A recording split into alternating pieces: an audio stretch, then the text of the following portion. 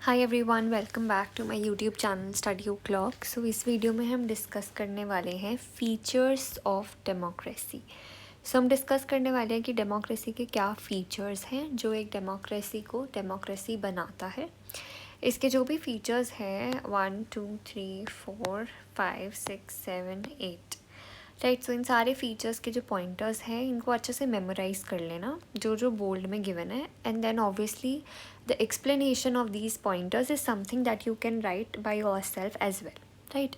So the first pointer है that is final decision by elected representative. जैसे मैंने आपको बताया कि democracy is about power in the hands of people, right. तो फाइनल डिसीजन कौन ले रहा है? हमारे इलेक्टेड रिप्रेजेंटेटिव्स। तो डेमोक्रेसी में जो फाइनल डिसीजन मेकिंग की अथॉरिटी है that rest in the hands of elected representatives, और इनको इलेक्ट कौन कर रहा है? People. But it must function within the limits of the constitution and is subject to judicial review. मैंने आपको बताया कि डेमोक्रेसी में कुछ भी एब्सोल्यूट नहीं होता है, there are certain restrictions and limits to it. वैसे ही डेमोक्रेसी की जो लिमिट्स हैं, जो रिस्ट्रिक्शंस है, वो कौन लगाता है? Constitution and judicial review, right. Then second feature of democracy is free and fair elections, यानी कि जो डेमोक्रेसी के में इलेक्शंस होते हैं वो फ्री और फेयर होने चाहिए, बिकॉज डेमोक्रेसी का एक इम्पॉर्टेंट कॉम्पोनेंट है इलेक्शंस का होना।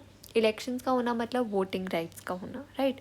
सो इसमें हम अलग अलग एस्पेक्ट्स देखेंगे फ्री एंड फेयर इलेक्शंस के।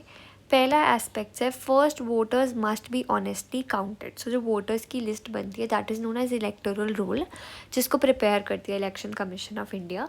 बेसिकली उसमें सब वोटर्स के नाम होते हैं, तो जो वो लिस्ट हो दैट शुड बी ऑनेस्ट। जो लोग एग्जिस्ट कर रहे हैं, जो लोग अलाइव हैं, राइट, उनका ही नेम होना चाहिए लिस्ट में, प्लस जो एलिजिबल है वोट करने के लिए उनका ही नेम होना चाहिए, राइट।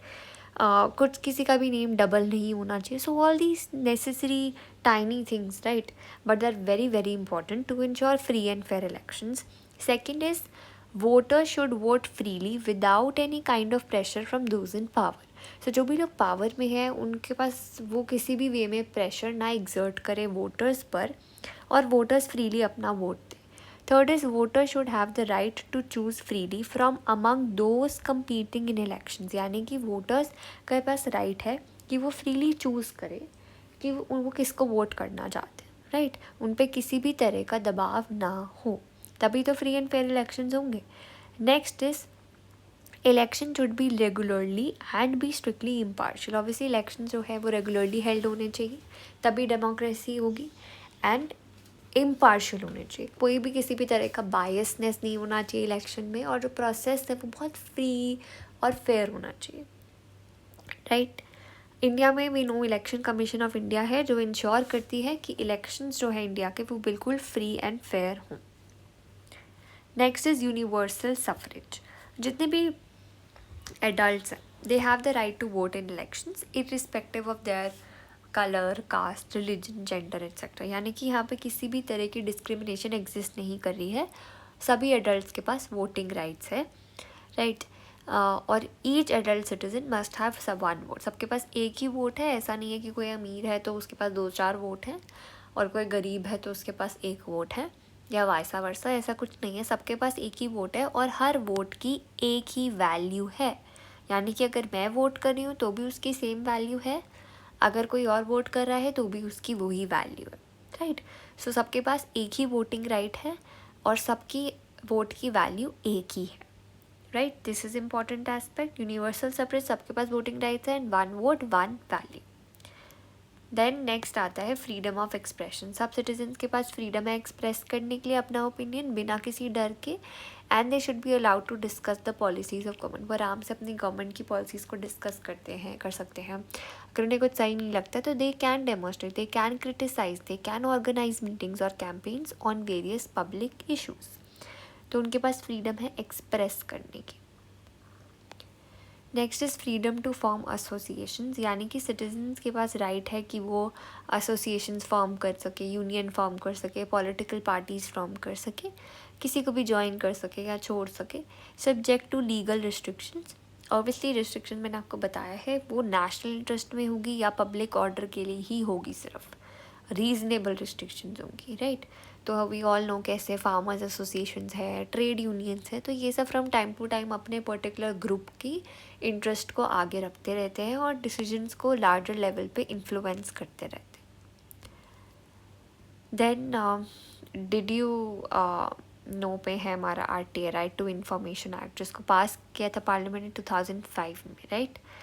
इसके अंदर कोई भी सिटीज़न रिक्वेस्ट कर सकता है किसी भी तरह की इंफॉर्मेशन गवर्नमेंट से या पब्लिक अथॉरिटी से, एंड उसका रिप्लाई गवर्नमेंट को देना होगा, राइट. तो RTI से ट्रांसपेरेंसी अकाउंटेबिलिटी गवर्नमेंट में प्रमोट होती है. Next is freedom of culture and religion. Yes, as you know country India is so diverse in itself. Democracy allow करता है कि लोग अपने बिलीव्स फॉलो करें, अपना कल्चर रिलीजन जो भी है सब कुछ फॉलो करें, लोग ओपनली एक्सप्रेस कर सके, फॉलो कर सके, अपनी लैंग्वेज बोल सके. और इसके साथ साथ हमें समझना होगा कि कैसे माइनॉरिटी के राइट्स भी इंपॉर्टेंट है और इनको इक्वल वेटेज दी जानी चाहिए as you know given for the majority as well. Next is individual freedom. Democracy में सिटीजन एंजॉय कर रहे हैं personal freedom, freedom of movement, residence, occupation, education. But ये सारी फ्रीडम्स के पे रीजनेबल रिस्ट्रिक्शंस लग सकती हैं, yes, but in the interest of public order, national security या morality. Then is rule of law. Democracy में जो रूल ऑफ लॉ एग्जिस्ट कर रहा है, कोई भी रूल, कोई भी इंडिविजुअल, कोई भी अथॉरिटी लॉ से ऊपर नहीं है. Police and military must function under civilian control. Judiciary independent है और राइट्स, इंडिविजुअल के राइट्स को प्रमोट करी है, इंश्योर करे कि डिसीजंस जो है गवर्नमेंट की उनको रिस्पेक्ट दी जाए. यानी कि democratic government rules but within limits set by constitutional law and rights, citizens rights. अब ऑल ऑफ द अबव ये सारी मिनिमम नेसेसरी फीचर्स हैं किसी भी कंट्री के देखने के लिए कि डेमोक्रेसी एग्जिस्ट कर रही है या नहीं. अगर ये फीचर्स है तो डेमोक्रेसी है, अगर ये फीचर्स नहीं है तो डेमोक्रेसी नहीं है. डेमोक्रेसी में will of people is the basis of government, यानी कि विल ऑफ पीपल सबसे ज़्यादा इम्पॉर्टेंट है. और डेमोक्रेसी डिमांड करती है अकाउंटेबिलिटी सभी गवर्नमेंट ऑर्गन से. लोग इलेक्ट करें हैं, गवर्नमेंट को इलेक्ट करे हैं लोग, तो उनके पास पावर है क्वेश्चन करने का, क्रिटिसाइज करने का, और जो भी गवर्नमेंट है वो आंसरेबल है लोगों को, बिकॉज लोगों ने इलेक्ट किया है उन्हें, राइट. तो हमने बेसिक फीचर्स यहाँ पे देखे हैं. बेसिक फीचर्स क्या है? पहला, फाइनल डिसीजन इलेक्टेड रिप्रेजेंटेटिव्स के हाथ में है. दूसरा, इलेक्शंस फ्री और फेयर हो रहे हैं. तीसरा, वोटिंग राइट्स की इस बेसिस पे यूनिवर्सल सफरेज है. फ्रीडम ऑफ एक्सप्रेशन एग्जिस्ट करी है. फ्रीडम है एसोसिएशन फॉर्म करने की. Freedom of culture and religion है. इंडिविजुअल की अपनी अपनी फ्रीडम्स है. रूल ऑफ लॉ सबसे ऊपर है, राइट. तो अब एब्सेंस ऑफ अब कोई भी ये बेसिक फीचर नहीं है तो any country claiming to be democratic is really democratic और not, you understand no, right.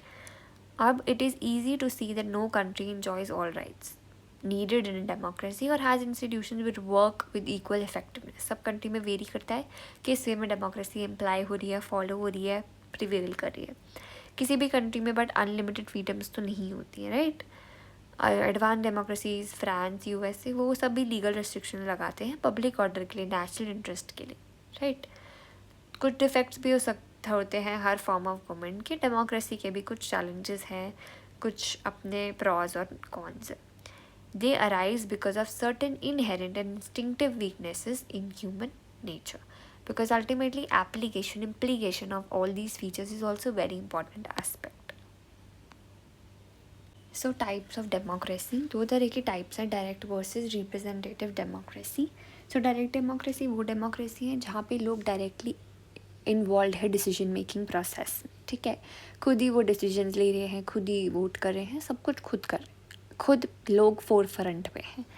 Second is representative democracy. Representative democracy में लोग इलेक्ट कर रहे हैं रिप्रेजेंटेटिव्स जो फिर उनके बिहाफ पे उनके लिए डिसीजंस ले रहे हैं, राइट.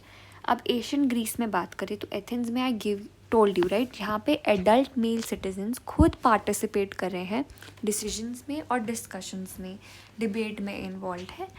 और बट वुमेन स्लेव्स, फॉरनर्स, मैंने बताया इनको एक्सक्लूड करते थे, बाकी सब इन्वॉल्व थे, राइट.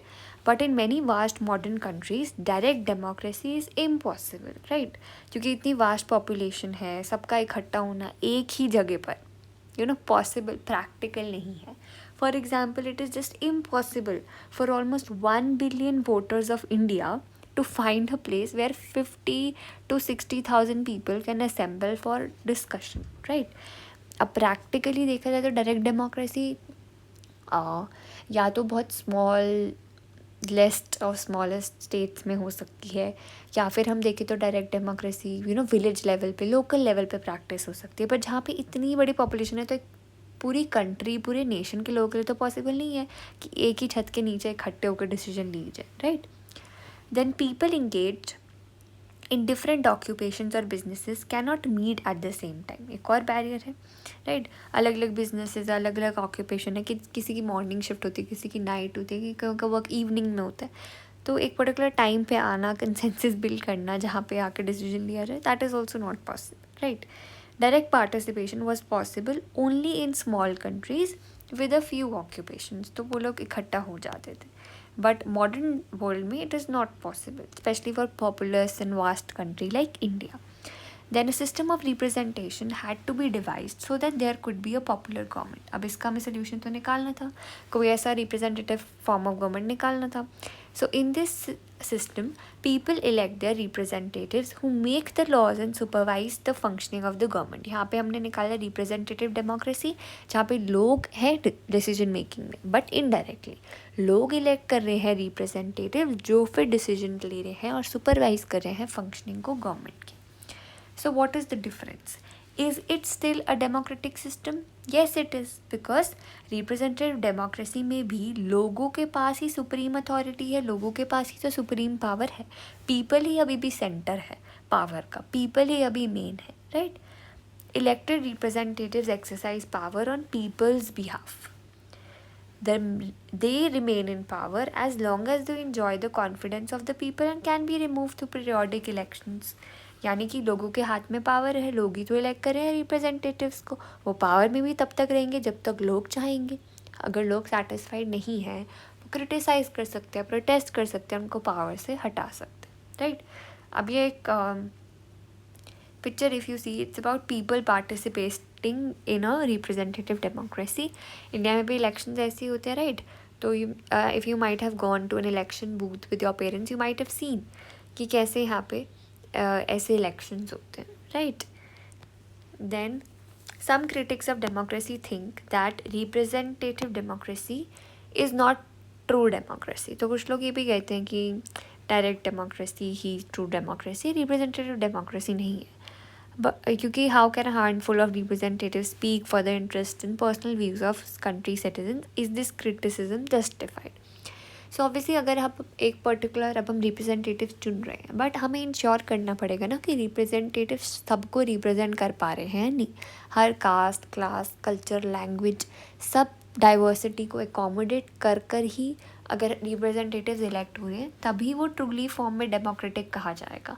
ऐसा नहीं है कि सिर्फ मेजॉरिटी वाले लोग रिप्रेजेंटेटिव अगर बन गए और वही डिसीजन ले रहे हैं तो फिर तो मेजॉरिटी रूल हो जाएगा ना. So it is also important कि रिप्रेजेंटेशन भी फेयर हो, रिप्रेजेंटेशन भी सबका हो, right? So let's consider direct democracy with a population of 3000 people. Discuss करते हैं अब इसमें क्या 3000 लोगों को मौका मिलेगा बोलने का, एक इशू डिस्कस करते हुए. Are the views of all 3000 people taken in consideration? Is it possible? The assembly would never have the time to solve any issue in this way, even in such a democracy. यानी कि direct democracy में भी कुछ लोगों को बोलने का मौका दिया जाता है. ऑब्वियसली पॉसिबल नहीं है 3000 लोग बोलें, फिर ये भी पॉसिबल नहीं है कि सबके व्यूज़ को एकोमोडेट किया जाए, बिकॉज डिसीजन तो एट द एंड हमें कंसेंसस से लेना है ना, कलेक्टिवली लेना है. So these few are chosen by the people before the assembly, और वही रिप्रेजेंटेटिव फॉर्म होगी and the rest listen to them, इसलिए इशूज़ सॉल्व हो जाते हैं. तो it is practically impossible to conduct a meeting जहाँ पे सबको मौका दिया जाए बोलने का. इसी का ही मतलब रिजल्ट ज़्यादा it will become more chaotic, right? Because बड़े ग्रुप को ऑब्वियसली मैनेज करना और ज़्यादा डिफ़िकल्ट हो जाता है. सो टू अवॉइड दिस हम डेमोक्रेसी में क्या करते हैं, हम रूल्स फ्रेम करते हैं जो हम हाँ जहाँ पे हम हर सिटीज़न को एक अपॉर्चुनिटी देते हैं कि वो अपने रिप्रेजेंटेटिव्स को चुने, फिर वो रिप्रेजेंटेटिव्स हमारे बिहाफ पे बोलते हैं मेजॉरिटी के बिहाफ पे बोलते हैं, और यही रिप्रेजेंटेटिव डेमोक्रेसी पार्टिसिपेटेड डेमोक्रेसी है, जहाँ पे सारे सिटीजन्स वोट कर रहे हैं, पार्टिसिपेट कर रहे हैं और अपने रिप्रेजेंटेटिव्स को चुन रहे हैं. That is representative democracy, right. So I hope so यहाँ पे क्लियर हो गया कि डायरेक्ट डेमोक्रेसी क्या है और रिप्रेजेंटेटिव डेमोक्रेसी क्या है. प्लस हम डायरेक्ट डेमोक्रेसी प्रैक्टिकली इतना ज़्यादा फॉलो क्यों नहीं कर सकते हैं लार्जर लेवल पे, नेशन लेवल पे, राइट. तो हमने ये सारी चीज़ें समझी और कैसे रिप्रेजेंटेटिव डेमोक्रेसी को फॉलो किया जाता है. This all we have highlighted in this particular topic, right. We have is democratic system in the world. Mostly जो डेमोक्रेटीज़ हम डेमोक्रेसी फॉलो करते हैं दैट इज़ रिप्रेजेंटेटिव डेमोक्रेसी, जहाँ पे सिटीजन इलेक्ट कर रहे हैं रिप्रेजेंटेटिव्स जो उनके बिहाफ पे गवर्न करते हैं. However democracies do not function in the same way everywhere. Obviously हर कंट्री का अपना अलग अलग वे है. There are two main forms of representative democracy जो हम देखने वाले हैं. The very first one is parliamentary democracy and the second one is presidential democracy. ठीक है. फर्स्ट जो है वो है parliamentary democracy. Parliamentary democracy is a system of government in which the executive derives its authority from the legislature and remains accountable to it. So parliamentary democracy एक ऐसी system of government है जहाँ पे executive authority को derive कर रहा है legislature से और वो legislature को ही accountable है.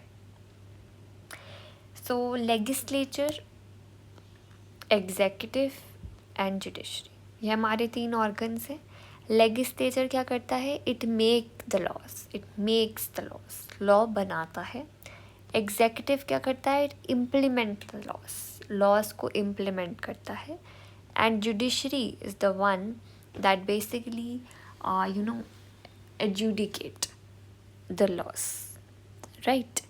सो लेजिस्लेचर, एग्जीक्यूटिव, जुडिशरी ये हमारे तीन ऑर्गन्स हैं, राइट, गवर्नमेंट के, जिसमें हम बात कर रहे हैं पार्लियामेंट्री डेमोक्रेसी के, जहाँ पे एग्जीक्यूटिव की जो पावर है वो कहाँ से आ रही है? लेजिस्लेचर से, यानी कि लेजिस्लेचर मेन है.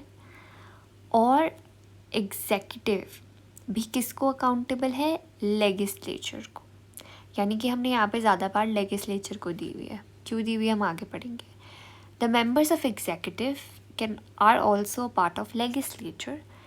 जो हमारा हेड है गवर्नमेंट का, उन बोलते हैं हम, क्या बोलते हैं? Prime minister, right. सबको पता है प्राइम मिनिस्टर होता है head of government. Prime minister जो होता है that is chosen from the majority party और कोएलिशन इन द लेजिस्लेचर. जो भी पार्टी विन करती है इलेक्शंस वो क्या बनाती है? लेजिस्लेचर का पार्ट बन जाती है. और जो लेजिस्लेचर का पार्ट बनता है वो अपना हेड इलेक्ट करते हैं. जो हेड ऑफ गवर्नमेंट बन जाता है that is the prime minister, right. या तो वो मेजॉरिटी पार्टी से बिलोंग करते हैं, या अगर मेजॉरिटी नहीं हो पाती है तो कोएलिशन बनती है, तो कोएलिशन में से इलेक्ट किया जाता है. और फिर ये जो प्राइम मिनिस्टर है और जो काउंसिल ऑफ मिनिस्टर है, यानी कि जो कैबिनेट है, ये बेसिकली रिस्पॉन्सिबल है गवर्नमेंटल पॉलिसीज़ को इम्प्लीमेंट करने के लिए, राइट. तो जो काउंसिल ऑफ मिनिस्टर होता है उसका हेड है कौन? Prime minister. और council of ministers collectively responsible है लेजिस्लेचर को, which makes the government accountable for its actions. यानी कि लेजिस्लेचर को इलेक्ट कौन कर रहा है? People, right. इंडिया में बाई कैमरल लेजिस्लेचर है, यानी कि बाई मीन्स टू, राइट, जिसमें हमारी लोकसभा है और राज्यसभा है. हमारी कंट्री में council of ministers can continue to work as long as they have the confidence of Lok Sabha. In this form of government, citizens elect members of the legislature. Right? Citizens elect करें legislature, तभी हमने ज़्यादा powers किसको दिए? legislature को. क्यों दिए? क्योंकि ultimately हमें democracy में क्या चाहिए? कि लोगों के हाथ में power रहे. Elected members become the ministers, part of executive. So parliamentary system में क्लोज रिलेशनशिप होता है लेजिस्लेचर का और एग्जीक्यूटिव का. Executive is dependent on the confidence of the legislature, clear enough. And legislature को ज़्यादा पावर क्यों है? क्योंकि लोग उसे इलेक्ट कर रहे हैं, राइट। एंड उनका हेड क्या है? प्राइम मिनिस्टर है। एंड देन हमारे उसके अंदर काउंसिल ऑफ मिनिस्टर्स आते हैं। In this system the president, अब प्रेजिडेंट का क्या रोल रहता है? प्रेजिडेंट इज द फॉर्मल और the nominal head of executive, while the prime minister is the real head of government. President represents the state और prime minister is responsible for running the government. जो असली जो powers हैं, जो running power है, real ground पे जो powers है, वो प्राइम मिनिस्टर के हैंड में होती है। President is like a nominal head, but real powers lies in the hands of the prime minister. And prime minister manage करता है, हमारी गवर्नमेंट को रन करता है और हमारे डे टू डे अफेयर्स को मैनेज करता है। कंट्रीज़ जिसमें पार्लियामेंट्री सिस्टम्स हैं, उसके कुछ एग्जांपल्स हैं हमारा India, UK, Germany, Japan and Canada. Clear enough. So parliamentary democracy समझ आया? Yes, India has bicameral legislature, Lok Sabha and Rajya Sabha है हमारे पास। प्राइम मिनिस्टर भी है, प्रेसिडेंट भी है। Prime minister is the head of the government, president is the head of the executive, right? Or you can say head of the state, ठीक है। Then legislature, executive, judiciary है। ज़्यादा पार हम legislature को देते हैं because it is elected by the people and democracy is ultimately about power in the hands of people. Perfect. Okay, you can see this image as well. It's of New Parliament House of India, Sansad Bhavan. Okay, next is second type, presidential elections. Presidential form of government is based on the principle of separation of powers between the executive and legislature. Under this system, executive is independent of the control of the legislature. So parliamentary में हमने देखा कि executive responsible और accountable है किसको? Legislature को। But यहाँ पे क्या मेजर डिफरेंस है, मेजर पॉइंट क्या है कि एग्जीक्यूटिव यहाँ पे इंडिपेंडेंट है और लेजिस्लेचर का कोई कंट्रोल नहीं है एग्जीक्यूटिव पे। यानी कि प्रेसिडेंशियल फॉर्म ऑफ गवर्नमेंट में जो हेड ऑफ स्टेट है वो ही रियल एग्जीक्यूटिव हेड है, यानी कि रियल पावर किसके हाथ में है? प्रेसिडेंट के हाथ में है। तो प्रेसिडेंट डायरेक्टली हमारी एग्जीक्यूटिव पावर्स को एक्सरसाइज कर रहा है और वो सिर्फ नॉमिनल हेड नहीं है, यहाँ पे रियल हेड प्रेसिडेंट है। This system is based upon the principle of separation of power, जहाँ पे एग्जीक्यूटिव, लेजिस्लेचर और जुडिशरी इंडिपेंडेंटली वर्क कर रहे हैं और इंडिपेंडेंटली फंक्शन कर रहे हैं, कोई भी किसी को रिस्पॉन्सिबल नहीं है। Executive is not responsible to the legislature और उसके पास पावर नहीं है कि वो इसको डिसॉल्व कर सके। जुडिशरी भी इंडिपेंडेंट है एग्जीक्यूटिव से भी और लेजिस्लेचर से भी। अब आपको मेजर डिफरेंस समझ आ रहा है पार्लियामेंट्री में और प्रेसिडेंशियल डेमोक्रेसी में। पार्लियामेंट्री डेमोक्रेसी में क्या है कि लेजिस्लेचर को रिस्पॉन्सिबल है हमारा एग्जीक्यूटिव, बट प्रेसिडेंशियल में executive is independent of the control of legislature और तीनों ही इंडिपेंडेंटली फंक्शन कर रहे हैं, राइट। और यहाँ पे रियल हेड कौन है? प्रेसिडेंट। और पार्लियामेंट्री में कौन होता है? Prime minister. Fine. At the same time, this system follows the principles of checks and balances, and although three organs of government are separate, they keep a check on each other. That is very important, right? ताकि कोई भी power का misuse ना करे। President के पास significant powers हैं, executive authority है, but ये पावर्स लिमिटेड है। लिमिट कौन कर रहा है? कॉन्स्टिट्यूशन। एंड जो भी चेक्स और बैलेंसेस एग्जिस्ट करें। Another important feature of presidential system is that political homogeneity is not essential, right? Then members of cabinet do not have to belong to the same political party as the president. अलग party से हो सकते हैं, right. तो completely political homogeneity नहीं है कि majority का रूल है, जो इलेक्टेड है उन्हीं का ही रूल है, तो सब कुछ उन्हीं का ही है, राइट। देन एग्जाम्पल्स हैं हमारे यूएसए, ब्राज़ील, सब में प्रेसिडेंशियल फॉर्म ऑफ गवर्नमेंट है। श्रीलंका में सेमी प्रेसिडेंशियल सिस्टम है, यानी कि ना पूरा प्रेसिडेंशियल है ना पूरा पार्लियामेंट्री है। It is semi presidential system, in Sri Lanka. Perfect. Any doubt to anyone till here? So हमने क्या देखा, हमने डेमोक्रेटिक सिस्टम देखा in the world, and we have done 2 forms of representative democracy. 2 forms कौन सी हैं? Parliamentary democracy and presidential democracy. हम देखने वाले हैं कि डेमोक्रेसी नहीं तो और कौन से फॉर्म ऑफ गवर्नमेंट है. सो या दैट यू कैन अंडरस्टैंड कि डेमोक्रेसी नहीं तो और कौन सी फॉर्म ऑफ गवर्नमेंट एग्जिस्ट करती है. देन यू कैन एनालाइज किसके क्या पॉजिटिव्स हैं, क्या नेगेटिव हैं. आप उसको डेमोक्रेसी से कंपेयर कर सकते हो और समझ सकते हो कि डेमोक्रेसी इनसे बेटर है या नहीं है. राइट. सो पहला ऑल्टरनेटिव हम यहाँ पे अलग अलग देखने वाले हैं. First is monarchy. मोनार्की मैंने आपको पहले भी बताया है. Monarchy, right. So it's about rule by one person, जिसको हम बोलते हैं मोनार्क. एशियन टाइम्स में ये सबसे ज़्यादा कॉमन फॉर्म ऑफ गवर्नमेंट थी. एंड इसमें जैसे he combined in himself the functions of military commander, lawmaker, executive officer of the state and also the judge. समझ रहे हो. तो मोनार्की में क्या है कि रूल है एक ही का, जिसको हम बोल रहे हैं monarch.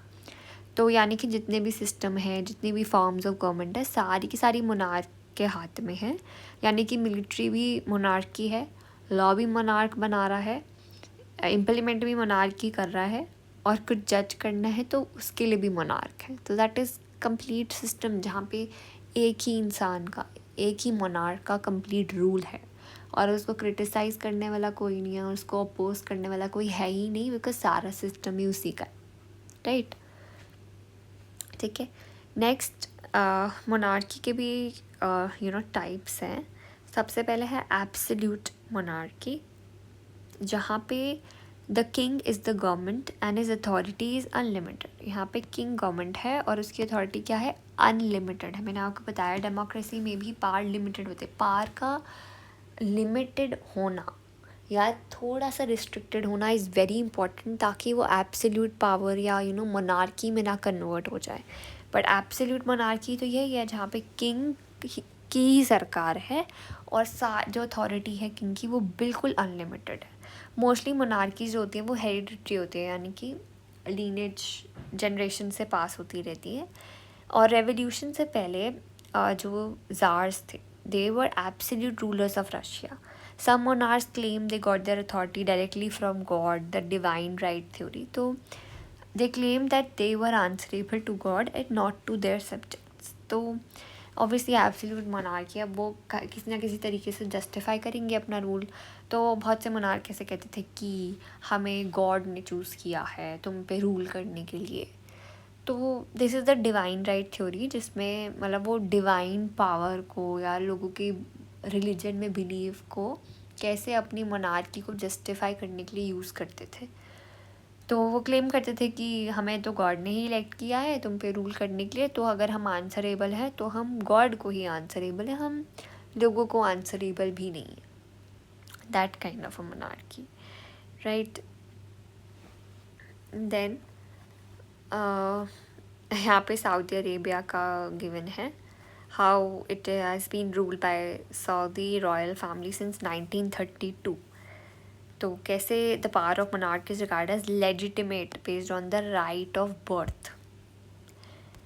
Then next is constitutional monarchy.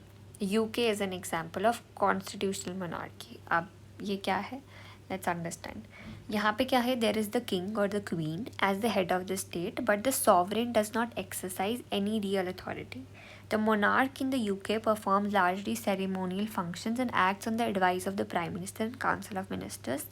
Actually, in UK, representative democracy prevails.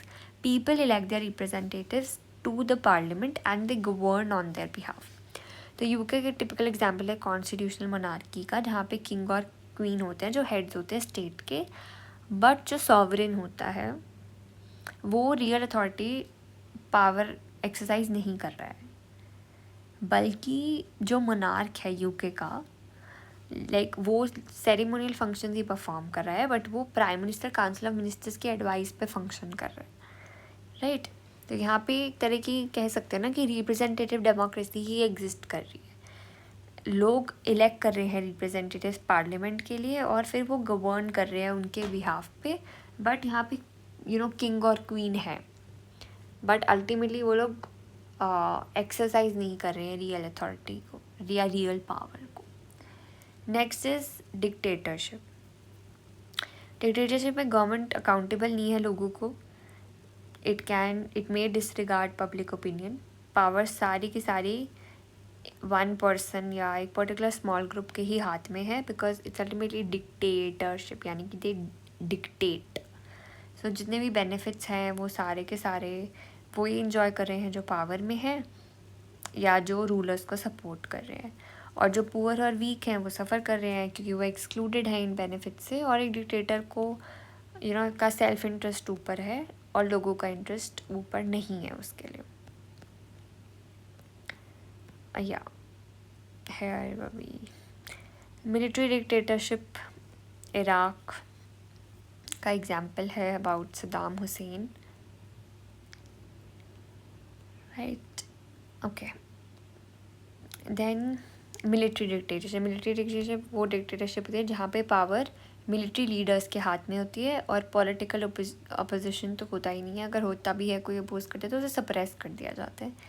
Those in power amass wealth illegally, limited freedom of speech देते हैं वो लोगों को, और पब्लिक अकाउंटेबिलिटी होती नहीं है, पब्लिक क्रिटिसाइज़ ही नहीं कर सकती है किसी भी गवर्नमेंट पॉलिसीज़ को, और उनको कोई डर ही नहीं होता अपोजिशन का, और अगर कोई उन्हें अपोज करता है तो वो उसे सप्रेस कर देते हैं, और उन्हें कोई डर नहीं होता है इलेक्शन हारने का भी, क्योंकि मिलिट्री हेड ही यहाँ पे बिल्कुल चीफ है, right. Next is theocracy. Iran is an Islamic republic that combines elements of theocracy, democracy. So, Iran has elected institutions, president, parliament, along with religious oversight. In a revolution, overthrew the Shah of Persia and installed a religious government. The government is made up of majority religion, जो है इस्लाम, civil laws सारे के सारे इस्लाम religious teachings के हिसाब से, और जो हाईएस्ट अथॉरिटी है दैट इज़ सुप्रीम लीडर, जिसको दैट इज़ अयतोल्ला। तो सो इट्स थियोक्रेसी, राइट। तो इसमें बेसिकली ईरान का एग्जाम्पल गिवन है जो एक इस्लामिक रिपब्लिक है, तो it is a combination of theocracy and democracy. Iran में जो इंस्टीट्यूशंस हैं जो इलेक्ट हो रहे हैं वो there are existing along with religious oversight. एक रेवोल्यूशन में जहाँ पे शाह ऑफ पर्शिया को ओवरथ्रो करके एक रिलीजियस गवर्नमेंट इंस्टॉल कर दी गई, वहाँ पे मेजॉरिटी जो रिलीजन है वो है इस्लाम, तो वहाँ के जितने लॉज हैं सब इस्लामिक टीचिंग्स के हिसाब से ही बनते हैं, right. Then democracy has proved itself superior to both monarchy and the government of one और फ्यू। यहाँ पे आप देख सकते हो कैसे मोनार्की और बाकी forms of government are so brutal, they do not care about the welfare of people और द राइट्स ऑफ पीपल, वो अपने सेल्फ इंटरेस्ट के लिए काम कर रहे हैं, राइट। इसीलिए ही कैसे डेमोक्रेसी सुपीरियर है मोनार्की से भी, या एक के हाथ में पावर देने के लिए या कुछ लोगों के हाथ में पावर देने से बेटर है democracy. Democracy has also built in mechanism to see the rulers do not go astray. Regular periodical elections होते हैं, लोगों को चांस दिया जाता है क्रिटिसाइज़ करने का, एक ओपन स्पेस है जो डेमोक्रेसी देती है, right. People have a chance to discard the people who have a bad record, अगर नहीं वो सेटिस्फाई वो हटा सकते हैं गवर्नमेंट को, दैट वो वाला जो पावर है, वो वाली जो फ्रीडम है वो डेमोक्रेसी ही देती है लोगों को। डेमोक्रेसी एक मैकेनिज़्म प्रोवाइड करती है इलेक्शंस का और रिजर्वेशंस का जो कुछ कंट्रीज़ में एग्जिस्ट करते हैं, जिससे कि माइनॉरिटी के राइट्स को भी प्रोटेक्ट किया जाता है। तो इस वे में डेमोक्रेसी सुपीरियर है, ऑब्वियसली मोनार्की से सुपीरियर है, एक के हाथ में पावर देने से सुपीरियर है, प्लस एक चेक्स एंड बैलेंस जो डेमोक्रेसी में है वो कहीं नहीं है, प्लस हमने लोगों को भी दिया हुआ है राइट कि वो टॉपल डाउन कर सकते हैं गवर्नमेंट को अगर वो सेटिस्फाइड नहीं है, प्लस यहाँ पे इलेक्शंस रेगुलर है, राइट, और माइनॉरिटी की भी राइट्स को प्रोटेक्ट किया जा रहा है। तो इस वेज में democracy has an upper edge, right, over other forms. So ये हमने पढ़े alternatives, monarchy, absolute monarchy, constitutional monarchy, dictatorship, military dictatorship and then theocracy. ठीक है. Then why democracy has spread. सो डेमोक्रेसी अब इतनी स्प्रेड क्यों हुई? You have seen other forms of government. आप इजीली कंपेयर कर सकते हो, डिफ्रेंशिएट कर सकते हो, राइट. नाउ डेमोक्रेसी प्रॉमिस करती है equality to all. Every citizen has the right to vote, contest elections and become an elected representative. So democracy एक स्पेस देती है, राइट देती है कि सब सिटीज़न वोट कर सकते हैं, कंटेस्ट कर सकते हैं, इलेक्शन में पार्ट ले सकते हैं और ख़ुद भी अपने लिए रिप्रेजेंटेटिव्स इलेक्ट कर सकते हैं या खुद भी इलेक्शंस में खड़े हो सकते हैं. बट नॉन डेमोक्रेटिक गवर्नमेंट्स में ये जो पावर है ये नहीं मिलती है, राइट. और जो पावर में होते हैं नॉन डेमोक्रेटिक गवर्नमेंट्स हैं वो अपनी पावर को देना ही नहीं चाहते हैं लोगों को. They resist attempts to wrest power from their hands, right. Obviously वो क्यों चाहेंगे कि उनकी पावर कम हो, या वो लोगों को क्यों पावर देना चाहेंगे, क्योंकि वो तो पावर इन्जॉय कर रहे हैं. So to have a democratic government people have to struggle for it. इतनी ईजिली नहीं मोनार्कीज और ये सब कन्वर्ट हो जाती to democracy. It's a long process. It takes a lot of struggle by the peoples uprising. Because आपने देखा है कि कैसे मोनार्की वगैरह फॉर्म ऑफ गवर्नमेंट में even criticism is not allowed, that is also suppressed. जैसे कि Poland during the Solidarity movement in the 1980s, various social groups, workers, students, civil society organisation से इम्पॉर्टेंट रोल प्ले करते हैं democratic movements में. Democracy basically spread हुई है 3 major events की वजह से. First is second world war, second is decolonisation and third is the collapse of the Soviet Union. तो 3 मेजर इवेंट्स रहे हैं. पहला है second world war, right. Second world war एक इम्पॉर्टेंट सिग्निफिकेंट पॉइंट रहा है जिससे डेमोक्रेसी की इम्पोर्टेंस लोगों को रियलाइज़ होने लग गई. Second is decolonisation. कैसे कॉलोनियलिज्म से, इम्पीरियलिज्म से कंट्रीज़ फ्री होती जा रही थी, राइट. साउथ अफ्रीकन कंट्रीज़ होगी, हमारे साउथ एशियन कंट्रीज़ होगी, इंडिया हो गई, राइट. इंडिया कैसे ब्रिटिश रूल से इंडिपेंडेंट हुई थी. तो कंट्रीज धीरे धीरे डीकोलोनाइज हो रही थी. They started understanding the importance of democracy. Then collapse of the Soviet Union. कैसे हमारे पास पहले वर्ल्ड वाइड 2 सुपर पावर्स होती थी, यूएसए एंड यूएसएसआर. तो जब यूएसएसआर कोलैप्स हो गया तो मेजर सुपर पावर यूएसए रह गई, right. But now we are existing in a multipolar world. But इससे भी लोगों को डेमोक्रेसी की इम्पोर्टेंस रियलाइज़ हुई. So these 3 historical factors started a chain of events world wide जिससे डेमोक्रेसी बूस्ट हुई. इंटरनल फोर्सेस कंडीशंस भी थे ऑब्वियसली कंट्रीज़ के जिन्होंने प्रमोट किया है स्प्रेड डेमोक्रेसी का. But if we see at the national at the world wide level तो ये 3 मेजर फैक्टर्स थे. को याद कर लेना, इट्स वेरी इंपॉर्टेंट. अब हम आने वाले हैं नेक्स्ट टॉपिक पे जो है हमारे चैलेंजेस ऑफ डेमोक्रेसी. अब आपको पता है कि कोई भी पर्टिकुलर फॉर्म ऑफ गवर्नमेंट के प्रॉज हैं, कॉन्स हैं. ऑब्वियसली डेमोक्रेसी भी प्रॉपरली फंक्शन करने के उस पर बहुत सारी हर्डल्स आते होंगे, प्रॉब्लम्स आती होंगी, चैलेंजेस आते होंगे. Democracy may be the best form of government but it faces lot many problems और उन प्रॉब्लम्स को सरपास करना is very important to be a good democratic country. क्या problems है? Let's see. The very first one is there is wide gaps between rich and poor, allow the wealthy to dominate politics, often leading to exploitation of underprivileged voters. तो rich और poor में wide gaps हैं. Rich और poor का gap हम discuss करते रहते हैं कैसे बढ़ता जा रहा है और कैसे उसको रीडिस्ट्रीब्यूशन और ये ऐसे कंसेप्ट क्यों इम्पॉर्टेंट है. इस वजह से क्या होता है कि कई बार जो रिच क्लास है वो ही पॉलिटिक्स को डोमिनेट करने लग जाती है. तो अगर ऐसा होएगा तो फिर पुअर के इंटरेस्ट को कौन सामने रखेगा और फिर ऑब्वियसली अंडर प्रिविलेज्ड वोटर्स हमारे एक्सप्लॉइट हो जाएंगे. इसलिए जो वाइड गैप है between rich and poor that is a challenge to democracy.